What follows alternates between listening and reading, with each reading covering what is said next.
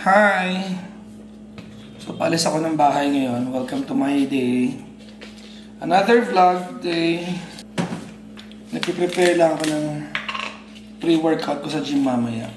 Kasi, dito tayo ng office. Tapos in between my office work, ay makakapag-gym pa tayo before going on air naman sa gabi.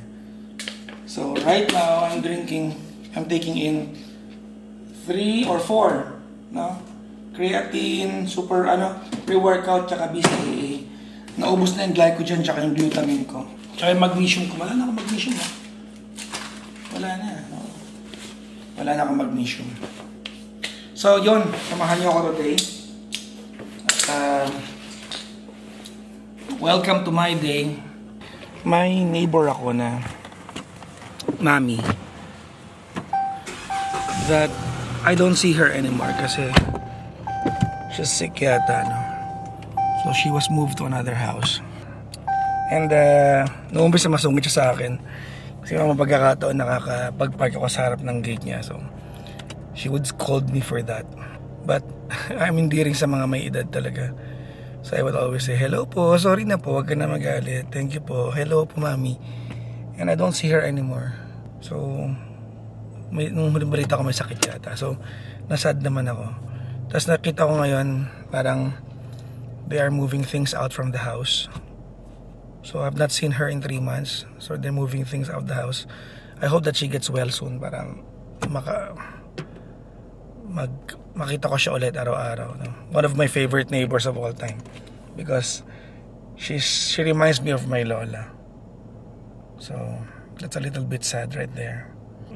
Anyways, let's go to the office na.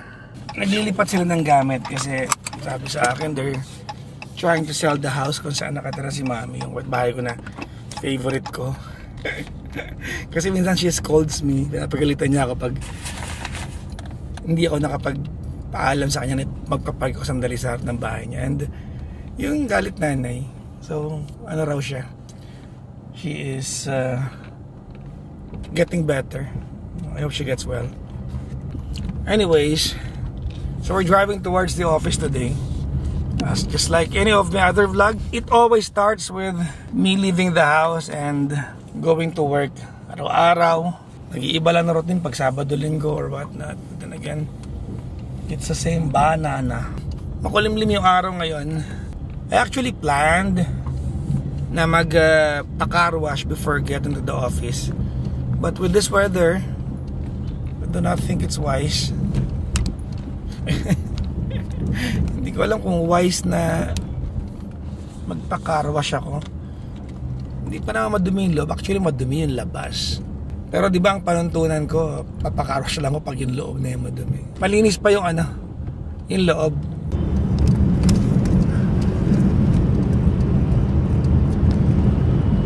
Ang kulimlim lalo pa yan dahil nasa ilalim ako ng Skyway. But look at far right of the screen. Ang kulimlim. Mamaya tignan natin lalo pag nakalis ako dito sa ilalim ng Skyway. I'm along Osmeña Highway right now. Ayan medyo nakikita niyo ba yung dungaw ng sky? Kulimlim. I'm almost sure it's going to rain. Uulan yan mamaya, panigurado yan. Kamusta araw ninyo? I hope you're all doing great today. I woke up great today. Hindi ako heavy-headed na gumising. May mga araw kasi na parang heavy-headed ako, minsan light-headed ako. Today, parang normal. Maybe because I did not overeat last night, no? May mga araw kasi I overeat Tapos na yung yung malalim na uka sa gitna ng daan, wala na. Parang almost 2 months ko rin yata dinaanan yon. Pero parang binuksan na nila. That's good. Alright. Makulimlim nga. Nakikita niyo ba yung dumi ng windshield ko? Sa labas naman yan. Sa loob naman, mabango naman yung kotse ko. Madumi yung labas. May mga pusa kasi kami, di ba? Pag pinark ko to, ginagawa nilang tulugan yung windshield kasi malamig sa belly nila. Hindi ko alam, may mga sasakyan na sabi nila ini-scratch daw ng pusa yung paint nila.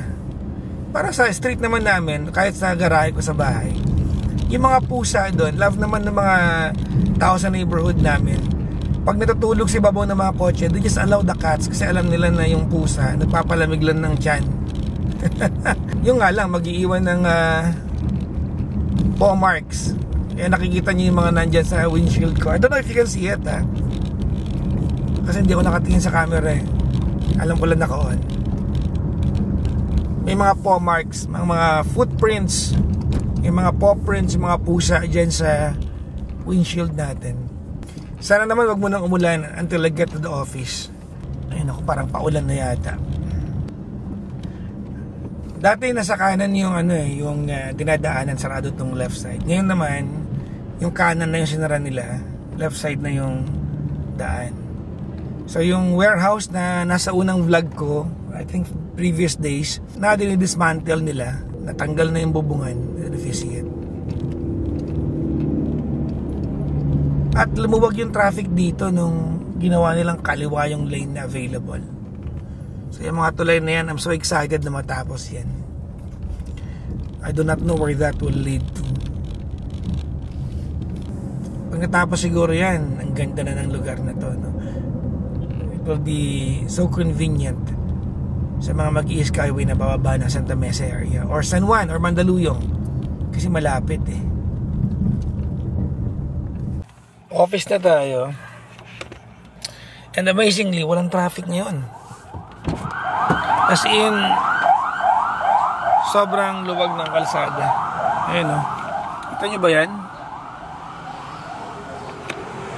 Walang kahit anong pagsisikip ng traffic. Sana ganyan araw-araw. Akita tayo sa office. Hi! Pag sinasabi ko marami ako nagawa sa office, hindi ako pagod physically, ha? Just merely coordination. Well, it takes a lot of brain cells, but magaan na work. Anyways, nagpa-deliver ako ng food from Lucy in the Sky. It's a vegan restaurant here in San Juan. Malunggay basil pasta. They really do it really good. Sobrang sarap nito.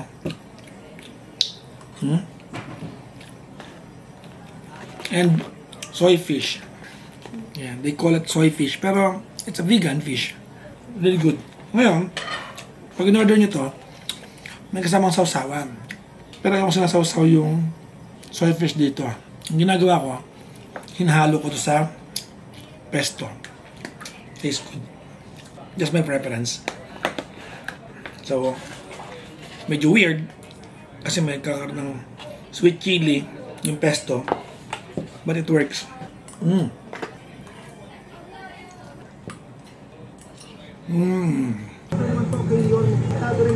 Supreme Court na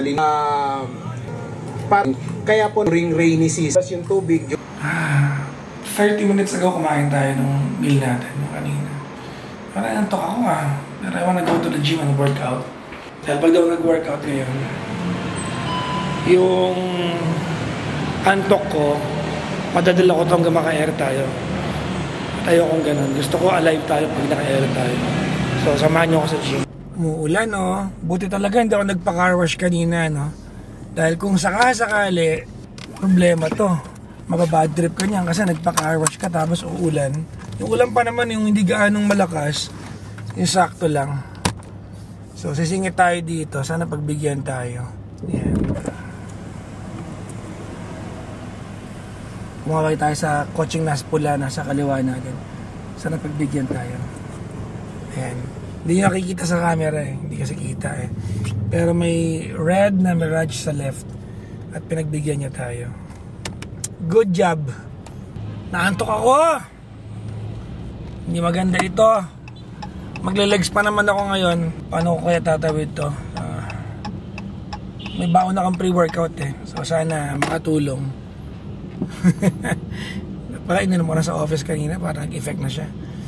Yung pre-workout, para lang mawala yung antok-antok sa katawan. Para lang, may mga pre-workout kasi may caffeine. So it helps your heart pump more blood into your muscles. So yun ang ginagawa ng pre-workout. Primarily, kaya lang nag-evolve ng mga ibang pre-workout, may mga laman na silang kung ano-ano. Kaya lang yung pre-workout ko ay non-caffeinated. No?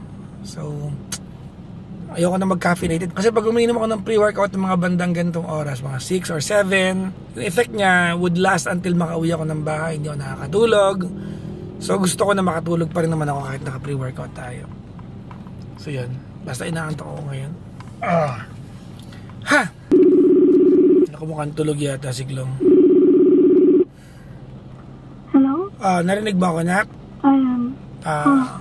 Wala kang pasok today? Hindi ka umuwi? Dahil sa Defense Saturday, today and tomorrow, parang pahinga ba? Ganun. So may defense ka on Saturday? Hello? Hello? Wait lang, call kita na ulit. Dinig mo na ako? Okay, sige. May defense ka on Saturday? Ha? May defense ka sa Sabado? Yung sustraman namin. Okay. So kailan ka uwi? Bukas. Kasi Saturday yun eh. Sige. Agahan mo bukas. Hindi ka pwedeng umuwi ng Friday ng ano? Yeah. Kasi mapapuyat ka. Din pala, hindi ko bumili ng damit. Para sa defense? Yeah. Wala ko nung yung namin. Okay, sige. Ha? Okay, sige. Sige. Sige. Ano ginagawa mo? Kailangan. Samahin ka na? Oo. Okay. Sige, papunta na ako sa gym. Okay. Sige na, bye-bye. Love you, bye-bye. Okay, love you, bye-bye. Bye. Inaantok ako. May gulay. Para gusto ko matulog yan. Pinalalabanan ko to kasi it's all in the mind. Hindi ako pwedeng makatulog. Kailangan makapag-gym ako. Nakakantok yung traffic kasi umuulan kasi.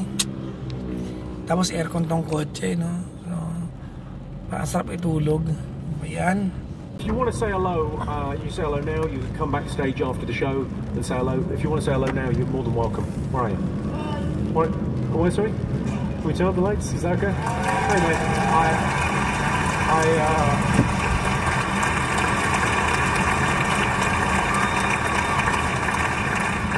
I teared up a little. I'm so thrilled with that.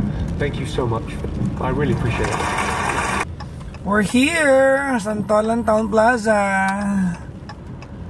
And sana walang gaanong nakapark na marami para makahanap agad ng parking natin. Mukha namang wala. Mukha namang normal yung mga dami ng sasakyan ngayon. Kasi normally punong-puno to kahit dito sa labas eh. Pag may event dyan sa may Feel Oil, yung malapit na stadium dito. Although we park sa 3rd floor kasi pag baba ko ng kotse sa 3rd floor, nandun agad yung gym. May bakante sa kaliwa pero ayoko umulan eh. Sa taas na lang ako. Inaantok talaga ako. Very convenient tong gym dito sa Anytime Fitness Santolan eh. Kasi may mga kainan, may parking na maayos. Yun nga lang, may mga araw na medyo hindi pag-park dahil punong-puno. But very rare naman. Parang priority naman ng Santolan Town Plaza yung mga customers ng merchant nila like us, no? Sa Anytime Fitness. Nicest guy in the world. Why did you That's just... ridiculous. Well, I mean, can I just Anyway, go... it's nice to hear, but it's not true. Did you pull over on your motorbike when the car had broken down on the side of the highway and it was Octavia Spencer and you asked Right, a for help? long time ago. That's true? Yeah. That has not... Tumigil yung ulan. Sana tuloy-tuloy. Gym na tayo. Walang tao ngayon dito. Wala yung mga coach. Kami-kami lang. Wala yung mga coach, di ba? Wala po. Anong mensahe niyo sa mga coach na wala dito ngayon? Anong mensahe niyo? Medyo malungkot pero masaya pala yung tahimik. Oo. Sabi mo, stay put. Stay put, Ayan. sila lang kayo. Ayan. Pero uwi-uwi rin. Mamimiss namin. Ganda masama ugali nung BA.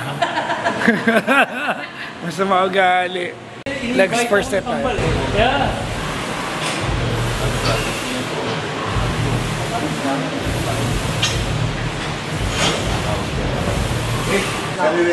Good. Second set, let's go. Nag-shift na ako. Inuna ko yung kanan. Dapat yung una ko kaliwa. Malakas sa kanan. Diba?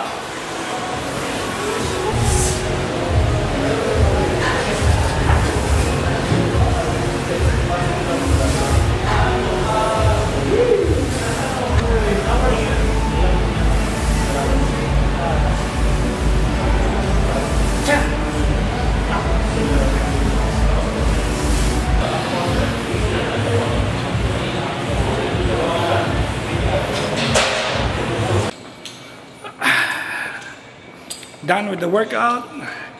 Now we go straight to the office para naman sa ating programa.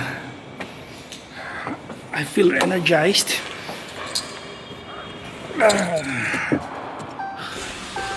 How? Arena Plus. Yun. Commercial break na. Let's go. Pagod ako ah. I'm now ready for my program. The most exciting part of my day, yung ating programa. It's the part of my day I wait, I look forward to. Yung ating on air. Kamusta kayo, no? I mean, if you think you're doing the job that you've been dreaming of a long time ago, bago mo na siya naging work, it's work mo na siya ngayon, I think you have to at least a little bit appreciate it more. So pag ang trabaho mo ay yung trabaho mo, yung dream job mo, bawal tamarin, di ba? Dream job mo eh. Pag sinabing dream job, di ba, pinangarap mo, tapos tatamarin ka, doesn't make sense. And every day that's how I feel. Every day that's how I feel. Sobrang ansaya-saya kasi ang trabaho ko ay yung dream job ko. Bawal tamarin. And I'm hungry. May pagkain pa ako sa office. So siguro after ng first caller natin, makakain ako para may lakas tayo na itawid yung the next 3 to 4 hours of airtime. Office na tayo. Parang hindi pa ako nakaka-recover sa huling legs ko dun sa nung dinalo ko si Jeff doon sa Fame. Nag-legs ako doon. I don't know if you've watched that vlog. It was a Sunday. Dinalo ko siya doon. Parang hindi pa ako nakaka-recover. So nag-legs tayo ngayon. Although, that was 5 days ago or 4 days ago. Sakit. Thank you. So, finish na yung programa natin. Uuwi na tayo. For the second time, no? Second night, 2 nights in a row, umuwi ako ng bigat yung nararamdaman ko because of my callers. Not that I blame them, it's just that, you know, when you listen to stories and it's a sad story, you can't help but feel for them. And that's what I feel right now. Anyways, let's drive home. Ay, buhay. It's again midnight.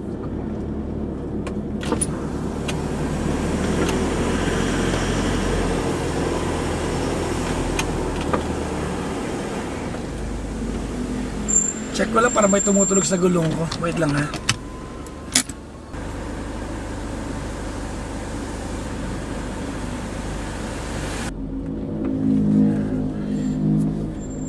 So dadaan ako ng gasolina ngayon. Magpapagas ako kasi sobrang empty na nung gas natin. May Petron sa kanto namin eh. Dito. There's a gas station sa right side. Saan umabot tayo? Sagad na sagad to eh. Mukha naman. Let's go. Good morning po. 1.4? Ano pa? Turbo diesel? Malapit na ako sa bahay. And mula kanina nagpagas ako up until right now, which was 20 minutes ago. Kind of been heavy-hearted with how things unfolded tonight sa programa. It's the second time, 2 nights in a row, that I feel heavy-hearted going home. This is so